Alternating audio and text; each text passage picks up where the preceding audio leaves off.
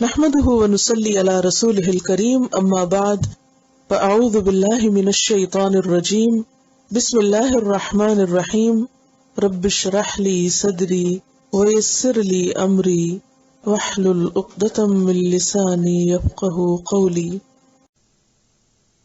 اب میں دوبارہ ان آیات پہ آتی ہوں. اگر کچھ حافظے میں چیزیں رہ گئی ترتیب میں تو یہ آیات بھی مزید واضح ہو جائیں گی.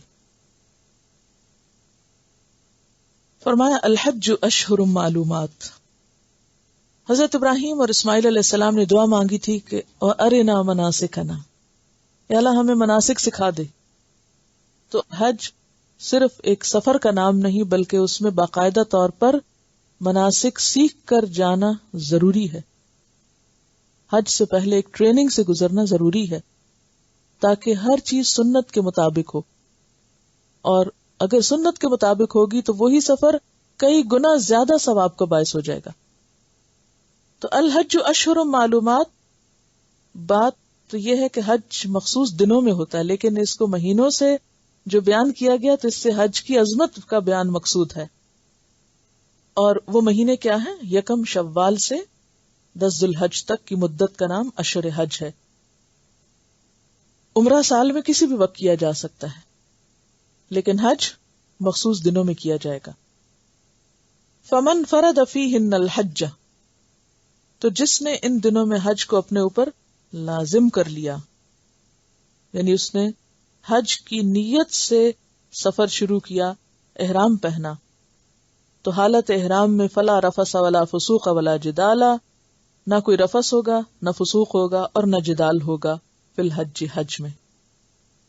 یہ پابندیاں ہیں احرام کی.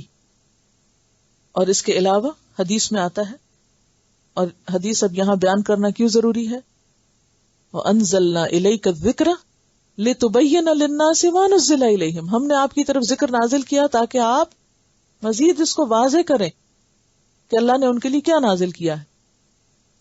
تو ایک وحی وہ ہے جو قرآن میں آ گئی، اور ایک وہ ہے جو آپ کے دل پہ اتاری گئی اور آپ نے مزید اپنے الفاظ میں لوگوں کے لیے وہ چیزیں بیان فرمائی. تو صحیح بخاری کی روایت ہے، آپ صلی اللہ علیہ وسلم نے فرمایا، حضرت عبداللہ بن عمر کہتے ہیں کہ ایک شخص نے آپ صلی اللہ علیہ وسلم سے پوچھا کہ محرم کیا پہنے، یعنی احرام والا کیا چیز پہنے. فرمایا نہ وہ قمیص پہنے، نہ امامہ یعنی پگڑی، نہ ٹوپی، نہ وہ کپڑا جس میں ورس یا زعفران لگا ہوا ہو، یعنی خوشبودار نہ ہو، رنگین اس طرح نہ ہو. اور اگر چپل نہ ملے تو موزے ٹخنوں سے نیچے تک کاٹ کر پہن لے، یعنی ویسے چپل پہنے یہ مردوں کے لیے. اور اگر چپل نہ ملے تو کیا کرے، جوتے کو اس طرح کاٹ دے کہ جس سے اس کے ٹخنے ننگے ہو جائیں. یعنی اگر کوئی ایسا جوتا پہنا ہوا ہے جس میں ٹخنے ننگے ہیں تو ٹھیک ہے. بعض چپل ایسے ہوتے ہیں نا جو ذرا سے اٹھے ہوئے ہوتے ہیں، یعنی پاؤں کو پکڑ کے رکھتے ہیں لیکن ٹخنے ننگے، تو اٹس اوکے. پھر فرمایا فلا رفث ولا فسوق ولا جدال فی الحج. نبی صلی اللہ علیہ وسلم نے فرمایا جس نے اللہ کے لیے حج کیا پھر اس دوران نہ بے حیائی کی کوئی بات کی، شوہر اور بیوی نے اشاروں کے ناموں میں بھی کوئی ایسی بات نہیں کی، نہ گناہ کا کوئی کام کیا، وہ ایسے واپس ہوتا ہے جیسے اس دن تھا جب وہ پیدا ہوا، یعنی اسے حج مبرور نصیب ہوتا ہے. تو یہ شرائط ہے حج کی کہ اس میں نہ رفث ہو، نہ فسوق اور نہ جدال. ایسا شخص گناہوں سے پاک ہوتا ہے. اور اس کے علاوہ اور کیا منع ہے؟ جسم کے کسی حصے سے بال کاٹنا یا موڑنا یا شکار کرنا یا خادم وغیرہ کو ڈانٹ ڈپٹ کرنا یا بچوں یا بیوی پر برسنا یا ساتھیوں پر ناراض ہونا، یہ سب منع ہے. وَمَا تَفْعَلُوا مِنْ خَيْرٍ يَعْلَمْهُ اللَّهُ، اور جو بھی تم نیکی کا کام کرو گے اللہ کو پتہ چل جاتا ہے. کیونکہ بعض اوقات انسان ایسے سفر میں بہت سی چھپی ہوئی نیکیاں کر سکتا ہے. مثلا ساتھیوں کا خیال رکھنا، دوسروں کے لیے کھانا تیار کر دینا، یا ان کو مدد دینا، یا سوئے ہوئے کو جگا دینا، یا کسی کے کپڑے دھونے میں مدد کر دینا. کوئی بزرگ ہے، کوئی کمزور ہے، کوئی بیمار ہو گیا، اسے اسپتال تک لے جانا. تو ایسے نیکی کے کام کر کے، یا یہ کہ واش روم کی صفائی کر دینا جب بہت سارے لوگ اکٹھے ہوں، یا کمرہ صاف کر دینا، یعنی کوئی بھی انسانی خدمت میں سے، یا ذکر اذکار کرنا، یا طواف کرنا، یا یعنی سفر حج میں کچھ تو ہے مناسک جن کی ادائیگی فرض ہے، لازم ہے یا واجب ہے، اور کچھ عمل ایسے ہیں جو نہ فرض ہیں نہ واجب ہیں، بلکہ وہ کیا ہے، آپ کی مرضی ہے، کریں تو کریں، نہیں کرتے تو نہ کریں. تو ایسی صورت میں جو دل کی خوشی سے چھپ چھپ کے نیکی کرے گا، اللہ کو اس کا پتہ ہے، اللہ اس کا ریوارڈ اس کو دے گا. ایسی نیکیوں کا آ کے تذکرہ، تبصرہ اور تکرار کرنا پسندیدہ نہیں. کیا مطلب؟ یعنی آ کے اپنی نیکی کی شیخیاں بگارنا، میں نے یہ کیا، میں نے وہ کیا، یہ درست نہیں. جس کے لیے کیا اس کو پتہ چل چکا ہے. اور اس کے لیے کیا کہہ کے توجہ دلائی گئی؟ ذرا آپ سوچئے کہ اسلام میں نیکی کا کانسیپٹ کیا ہے. پیچھے ہم پڑھیں لیس البر، یہ کنٹینیوشن اسی کی ہے. یہ بھی ابواب بر میں سے ہے، اقسام بر میں سے، نیکی کے کاموں میں سے ایک نیکی حج کرنا ہے، اور حج میں پھر مناسک کے علاوہ اور چھوٹی چھوٹی نیکیاں کرنا. سوچئے آپ صلی اللہ علیہ وسلم نے فرمایا اگر قیامت آ جائے، سور پھونکنا شروع ہو گیا، اور تم میں سے کسی کے ہاتھ میں کھجور کا کوئی پودا ہو جو لگانے لگا ہو، اور وہ قیامت کے پوری طرح کھڑے ہونے سے پہلے اس پودے کو لگا سکتا ہو تو لگا دے، کیونکہ اسے اس کا اجر ملے گا. کیا مطلب ہے اس کا؟ جو بھی مہلت ہے، موقع ہے، حتیٰ کہ قیامت آ گئی ہے، اس سے بڑی کوئی مصیبت ہوگی قیامت کے آنے سے بڑی؟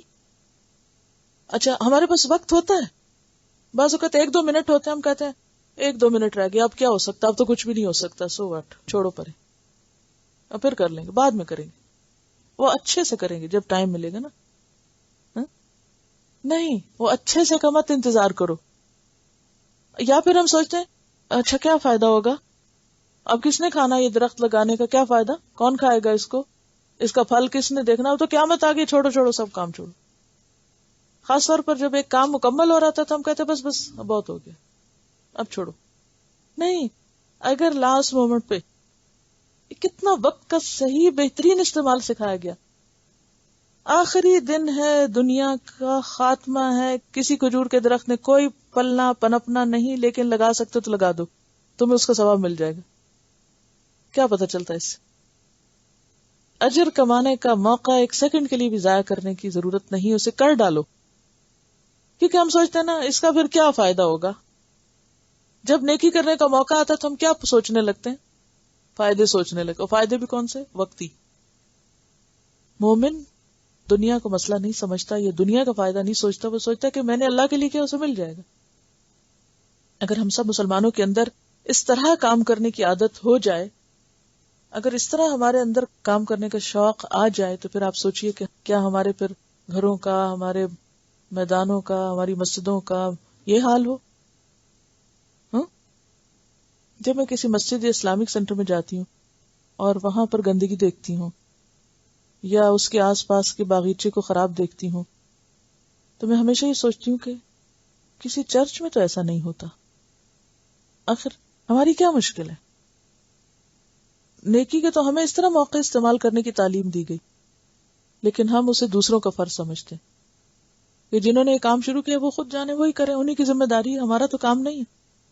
ہمارے پاس وقت ہوگا، ہم ہاتھ پہ ہاتھ رکھ کے بیٹھے رہیں گے، ہم گاڑی کے انتظار میں گھنٹہ گزار دیں گے، لیکن ہم اٹھ کے ایک فالتو پانی کی بوتل اگر کہیں کوئی غلطی سے چھوڑ گئے تو اس کو اٹھا کے اتنی زحمت نہیں کریں گے کہ بن میں ڈال دیں.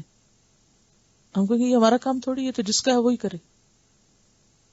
تو اس میں وہ اس دن آپ سے بات ہوئی تھی نا جو نوبل پرائزز کی، تو اس میں مزید ریسرچ ہوئی ہے اور ایک جیوش ویب سائٹ سے معلومات لی گئی ہیں، اور اس میں جو انہوں نے کمنٹ کیا ہے وہ کیا ہے: Arab Islamic Nobel winners from a pool of 1.4 billion Muslims. 1.4 billion Muslims, 20% of world's population, 2 out of every 10 people. اور ان کے پرائزز کیا ہیں؟ لٹریچر میں 1 ہے، پیس میں 2 ہیں، کیمسٹری میں 1 ہے، فزکس میں 1 ہے، اور جو فزکس میں 1 ہے وہ قادیانی تھے، وہ مسلمان نہیں تھے، اس لیے 1 اور کم ہے. اس کے مقابلے پر Jewish Nobel winners from a pool of 12 million Jews, 0.2% of the world's population, 2 out of every 1,000 people. اور اس میں یہ لمبی لسٹ ہے، یعنی مسلمز کی تو یہ چھوٹی سی لسٹ ہے، اور یہ ساری لسٹ جو ہے باقی یہ سب جوز کی. تو بات یہ ہے کہ یہ جو جملہ ہے، یعنی جو یہ کمپیریزن ہے کہ 20% آف ورلڈز پاپولیشن، ان کے کمالات کیا ہیں. قیامت کے دن امت مسلمہ اس طرح کھڑی ہوگی دوسری اقوام کے مقابلے میں. اور یہ وہ امت ہے جس کو کیا کہا گیا کہ اگر قیامت بھی آ جائے، اور پودا لگانا کیا دنیا کا کام ہے نا، دنیا کا کام ہے. براہ راست کوئی ریچول تو یہ عبادت تو نہیں ہے نا، جس طرح کہ آپ نماز روزے کو عبادت کہتے، وہ بھی لگا سکتے تو لگا دو.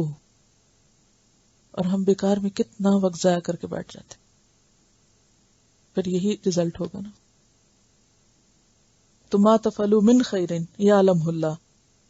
اور پھر ہم ان کاموں میں بہت دلچسپی لیتے ہیں جس سے ہماری کوئی اہمیت ذرا ثابت ہو جائے یا ہماری مشہوری ہو جائے یا امپورٹنٹ ہو جائے، ہم وہ کام ہم پھر بھی شوق سے کر لیں گے. جن کاموں کا کسی کو پتہ نہیں چلتا یا چھپی ہوئی نیکیاں ہیں، ان کی طرف ہماری عموماً دلچسپی نہیں ہوتی. یہ کیا حاصل؟ اب آپ دیکھیے کہ یہاں پر جب یہ فرمایا گیا کہ یہ کچھ نہیں کرنا، اور پھر ساتھ اور کیا لے کے جانا، وَتَزَوَّدُوا. اہل یمن جو تھے وہ ساتھ کھانے پینے کو کچھ نہیں لے کے جاتے تھے، وہ کہتے تھے ہم اللہ پہ توکل کر کے جا رہے ہیں. فرمایا کہ ٹھیک ہے، بہترین زیادہ تقویٰ ہے، لیکن اس کے ساتھ کھانے پینے کا سامان بھی لے کر چلو. وَاتَّقُونِ يَا أُولِي الْأَلْبَابِ. اور مجھ سے ڈرو اے عقل والو. اب یہ کیوں تاکید کی گئی کھانے پینے کا سامان ساتھ لے کے چلو؟ ایک تو یہ کہ جب آپ گھر سے نکلے ہیں اور کھانے کا کوئی انتظام نہیں تو آپ کا دھیان کدھر لگا رہے گا، فکر کہاں ہوگی، وقت کتنا ضائع ہوگا. یعنی آپ بغیر تیاری کے نکل کھڑے ہوئے، سارا آپ کو فکر کیا ہے، کھائیں گے کہاں سے. پھر نظر دوسروں کے اوپر ہے، کون لایا ہوا ہے، وہ مجھے کیوں نہیں آفر کر رہا، ان کے لیے الگ بدگمانی. تیسری بات یہ کہ اس کے ساتھ انہوں نے فرمایا کہ چوری یا مانگنا، ہاتھ پھیلانا، یعنی کتنی خرابیاں اس سے نکلتی ہیں. اس لیے اسلام میں ایسی نیکی کا کوئی تصور نہیں کہ جس میں آپ یہ کہیں کہ میں کوئی انتظام نہیں کر رہا، اللہ مالک ہے میرا. تو اس طرح کا توکل نہیں، ایک قلب و توکل، پہلے انتظام کرو اور پھر توکل کرو، جو بھی جس کی حیثیت ہے. یعنی اور پھر زادرہ میں کپڑے بھی کھانا، یہ سب چیزیں شامل ہیں. لیکن اصل زادرہ تقویٰ ہے، کیونکہ بڑا مشکل سفر ہے، مشکل ترین سفروں میں سے ہے. اگر تقویٰ نہیں ہوگا تو رفث، فسوق اور جدال سے پرہیز بہت مشکل ہے. عموماً لوگ ایک دوسرے سے الجھتے ہیں، ایک دوسرے سے لڑتے جھگڑتے ہیں اور بہت سی خرابیاں کر کے آتے ہیں. تو اس سے بچنے کے لیے صبر، تقویٰ ہوگا تو صبر بھی ہوگا، وہی چاہیے.